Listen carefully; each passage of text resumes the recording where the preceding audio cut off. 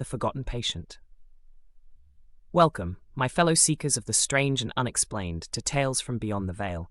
If you're new here, be sure to hit that subscribe button, because tonight we're diving into the chilling secrets of a long-forgotten patient. A story that's been buried for decades, waiting to resurface. But sometimes, my friends, the past refuses to stay buried. So, let me ask you, what happens to those who are lost to time, left behind in places that once offered hope? Well, they might just wait in the shadows and come back when you least expect it. Do you ever wonder what happens to those people society leaves behind? The ones who slip through the cracks? Well, let me tell you, they don't just disappear. No, they linger watching, and when they're ready, they come back. So let's begin, shall we? This one is not for the faint of heart. The year was 1947. In the sleepy, seemingly ordinary town of Elmsworth, nestled between rolling hills and dense woods, stood St. Elmo's Rest Hospital. It was a place where the sick, the forgotten, and the lost came to be treated or, more often than not, forgotten entirely. For most, it was just another small-town hospital, but behind those walls, something darker was unfolding. Something that raised more questions than answers. On the third floor of the hospital, there was a room that no one spoke about. The air around it seemed to repel visitors, even staff. And it was there where Eleanor Harris was confined, though truly, no one knew why she was there. A young woman, just 23 years old, with wide, fearful eyes and a mind that doctors couldn't quite decode. They called it hysteria, whatever that meant.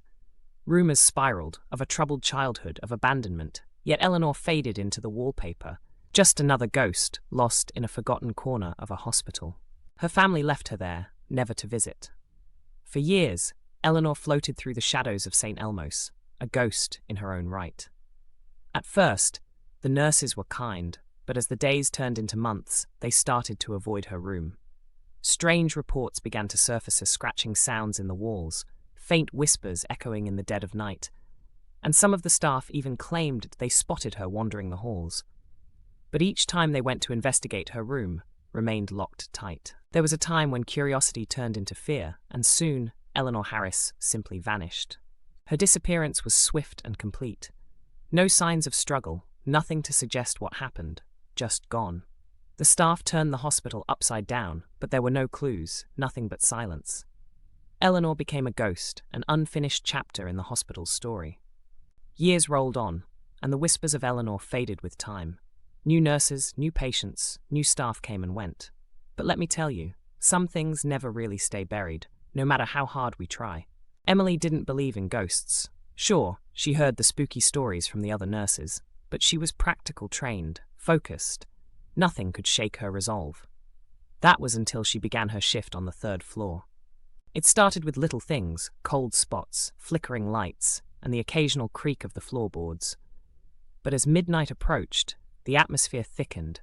Something was off. And that's when Emily first laid eyes on her. That night, Emily was anything but alone.